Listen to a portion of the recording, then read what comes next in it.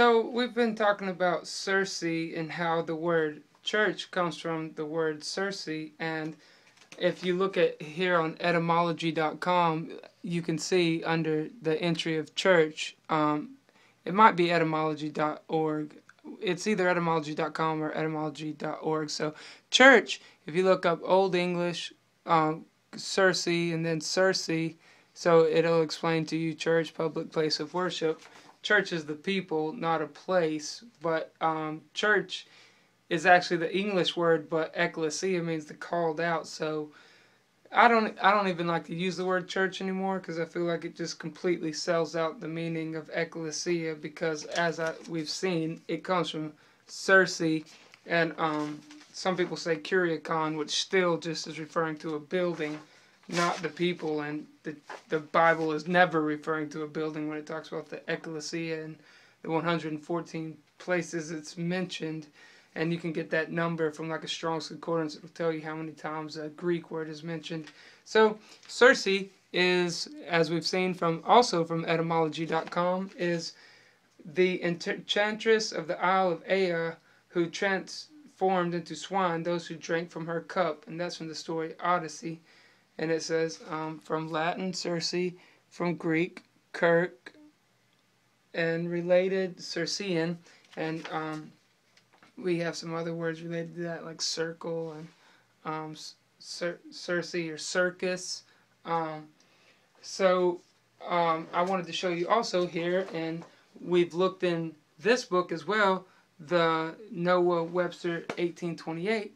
It explains to you that, again, as I can show you here, church, right there, is from Circe. Circe. Kirk, you've ever met someone named Kirk and Circe? Those words are all related.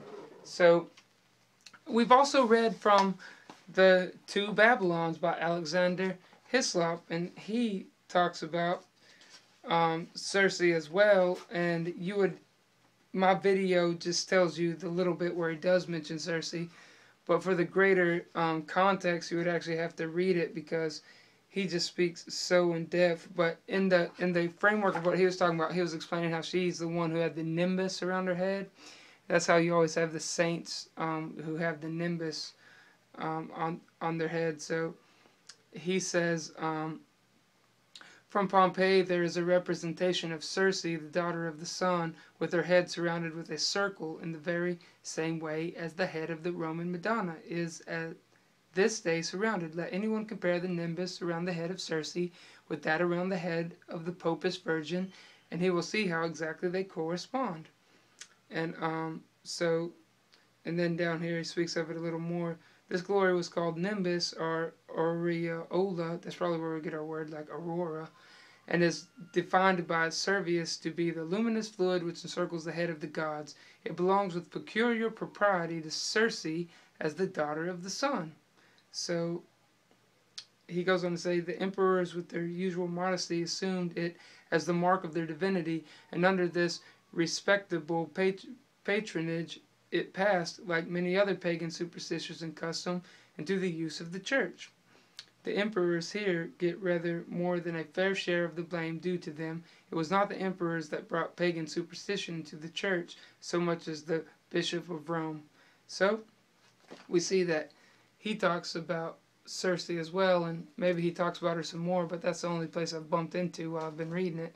And we've also read about Circe here in History of the Christian Church by Schaff, and this is the Ante-Nicene Christianity, AD 100 to 325, and in it, Clement says, so, for example, in the well-known passage of Clement, as if one should be changed from a man to a beast after the manner of one charmed by Circe, so a man ceases to be God's and to continue faithful to the Lord when he sets himself up against the church tradition and flies off to positions of human caprice.